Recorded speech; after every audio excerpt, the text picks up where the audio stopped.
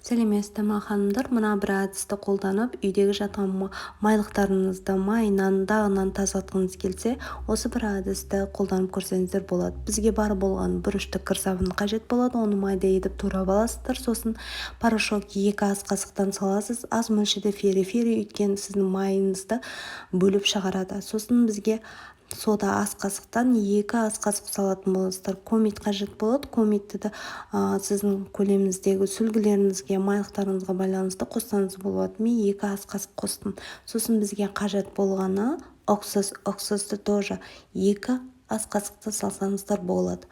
Осының барлығын қосып болғаннан кейін бізге міндетті түрде су қажет болады.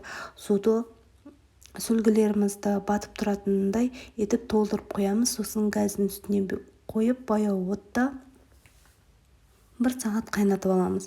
1 сағаттан кейін салқын суы шайып, жуып алсаңыздар, сүлгілеріңіз, майлықтарыңыз дақтарынан, майынан арылған болады. Міндетті түрде жасап көріңіз.